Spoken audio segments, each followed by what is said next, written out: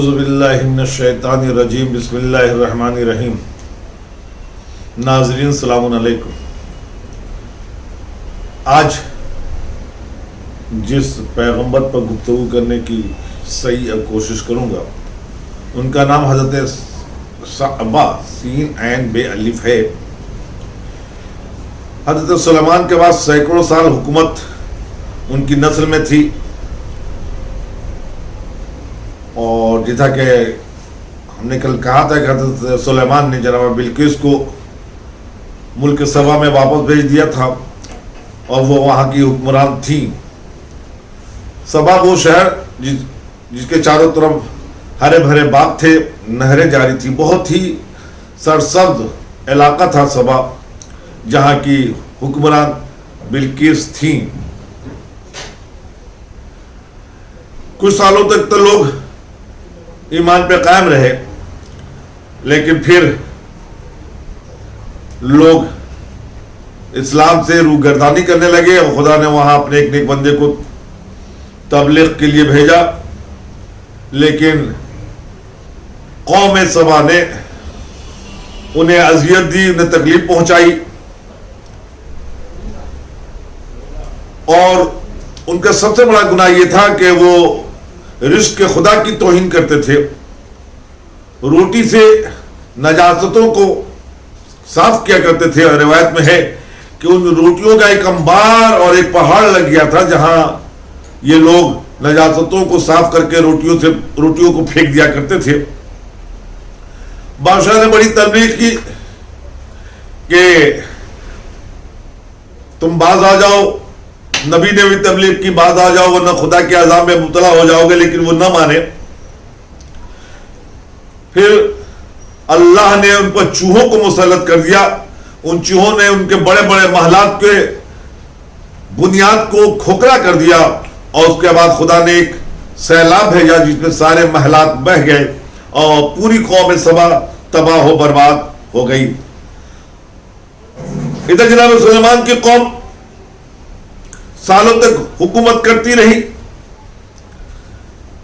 پھر یہ اپنے پچھلے پیر اپنے دین پر پلٹ گئے، تو اللہ نے دو نبی کو ان کی طرف مبعوث کیا جن کا نام یعقوب اور شیبہ تھا۔ جناب یعقوب کا زیادہ تذکرہ تاریخ میں نہیں ملتا، لیکن شیبہ کے متعلق ہے کہ آپ نے قوم میں تبلیغ کی، لیکن جب کوئی اثر نہ ہوا تو خدا نے کہا کہ میں تمہاری قوم پر عذاب نازل کرنے والا ہوں جس میں 40,000 گناہگار اور 60,000 نیک بندے تباہ و برباد ہو جائیں گے۔ تو جناب صوبہ نے کہا تھا خدا گناہگار تو سمجھ میں آتا، یہ نیک بندے کیوں؟ کہا نیک بندے اس لیے کہ یہ ظلم پر چپ رہے اور انہوں نے ظالم کو ٹوکا نہیں۔ شاید ظلم پہ چپ رہنے والا بھی برابر کا ہے، اس لیے معصومین نے بھی فرمایا ہے، امام سے منسوب ہے کہ ظلم کرنے والا، ظلم سہنے والا اور ظلم پہ چپ رہنے والا تینوں برابر ہیں۔ اور اللہ نے اسی بنیاد پر قوم جناب سلیمان پر عذاب نازل کیا۔ جناب شعبہ کے متعلق رسول کی حدیث ہے کہ آپ نے فرمایا شعبہ خدا کے برگزیدہ نبی تھے، بنی اسرائیل کی ہدایت کے لیے مبعوث ہوئے۔ انہوں نے حضرت عیسیٰ اور میری نبوت و رسالت کی خبری بنی اسرائیل کو دی تھی۔ جناب شعبہ کے متعلق یہ ہے کہ جب قوم نہ مانی اور قوم آپ کو اذیت کے درپے ہو گئی تو آپ وہاں سے چلے، راستے میں ایک درخت نے سگاف ہو کے آپ کو راستہ دیا اور آپ درخت کے تنے کے اندر داخل ہو گئے، لیکن اتفاق سے آپ کے پیراہن کا کچھ حصہ درخت کے باہر رہ گیا۔ شیطان نے قوم میں جا کے بتایا کہ جو نبی تمہارا شعبہ تھا وہ فلاں درخت میں جا کے چھپا ہوا ہے۔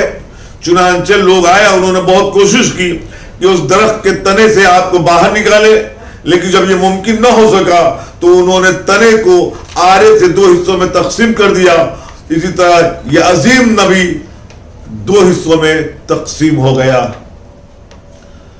خدا نے جناب صوبہ کے بعد حضرت ارمیہ علیہ السلام کو مبعوث میں رسالت کیا۔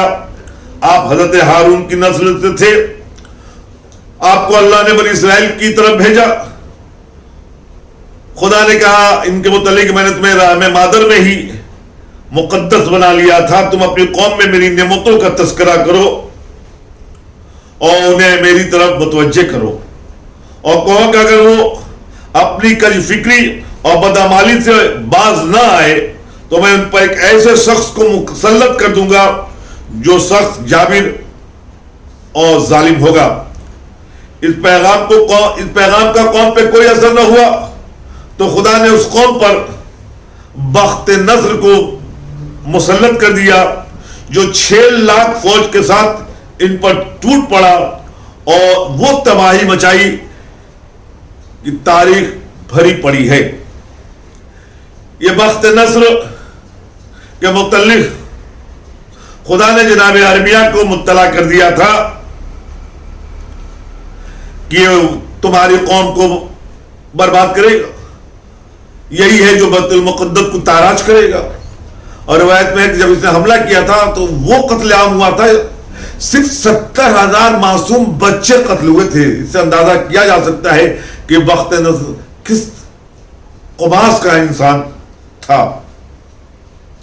تو جناب ارمیا بخت نصر سے ملے بھی تھے اور ان سے ایک امان نامہ لکھوایا تھا کہ جب تم ہماری قوم پر قابض ہو جاؤ تو اپنے ظلم سے بچنے کے لیے, اپنے ظلم سے دائرے میں مجھے نہ لینے کے لیے ایک امانت نامہ لکھ دو. تو بخت نصر نے انہیں ایک امان نامہ لکھ کے دیا تھا. اس لیے جب بخت نصر نے قتل عام کیا تو حضرت ارمیا نے وہ نامہ دکھایا جس کی وجہ سے ان کی جان بچ گئی. اس نے بنی اسرائیل اور بیت المقدس میں رہنے والوں کو 1/3 حصہ قتل کر دیا, 1/3 حصے کو قید کیا اور 1/3 حصے کو چھوڑ دیا. قید ہونے والوں میں جناب حضرت دانیال اور حضرت عزیر بھی تھے. انشاءاللہ ان کا تذکرہ آگے آئے گا. اس طرح اس نے بیت المقدس کو لوٹ لیا, سارے جواہرات لوٹ لیے. روایت میں ہے کہ 1700 کشتیاں جواہرات سے لادی گئی جو بیت المقدس کو تاراج کرنے میں بخت نصر نے لوٹا تھا. چنانچہ یہ ساری دولت لے کے بخت نصر بابل چلا گیا. جو لوگ بچے تھے وہ اپنی جان بچا کر مصر چلے گئے. بخت نصر کو معلوم ہوا کہ جب بنی اسرائیل کے لوگ مصر میں پناہ گزی ہیں تو مصر کے بادشاہ کو بخت نصر نے خط لکھا کہ انہیں ہمارے حوالے کر دیا جائے اور اگر ہمارے حوالے نہیں کرتے ہیں تو جنگ کے لیے تیار رہا جائے. چنانچہ بخت نصر نے مصر پر حملہ کیا اور مصر کو بھی فتح کر لیا. یہ خبر جب جناب ارمیا کو ملی تھی تو ارمیا نے اپنی قوم کی تبلیغ اور اپنی قوم کو بچانے کے لیے بخت نصر سے مصر کا دورہ کیا تھا. مصر میں پہنچے تھے. جس وقت یہ مصر میں پہنچے اس وقت بخت نصر فاتح بن چکا تھا. جب لوگوں کو اس نے اسیر کیا تو اس اسیری میں جناب ارمیا میں تھے. بخت نصر نے جب ارمیا کو دیکھا تو کہا کہ میں تو آپ کی عزت کرتا ہوں اور آپ میرے دشمنوں کے ساتھ ہیں.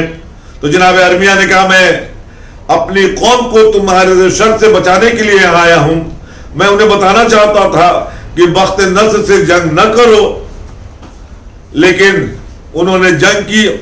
بخت نصر نے جناب ارمیا کو چھوڑ دیا اور پوری قوم جو مصر میں بنی اسرائیل کی تھی اسے تہہ تیغ کر دیا. ناظرین, جناب ارمیا اس قتل سے بہت ہی مایوس اور غمگین ہوئے. ایک مدت تک آپ مقیم مصر رہے. پھر اللہ نے آپ کو حکم دیا کہ آپ اپنے علاقے کی طرف لوٹ جائیں. جناب ارمیا نے کہا تھا وہ علاقہ ہی برباد ہو گیا ہے, اب وہاں جا کے کیا کروں گا. تو اللہ نے کہا کہ میں تم سے وعدہ کرتا ہوں کہ اسے پھر آباد کروں گا. چنانچہ روایت میں ہے کہ آپ کو اوپر نیند طاری کر دی اور 100 سال تک آپ سوئے رہے.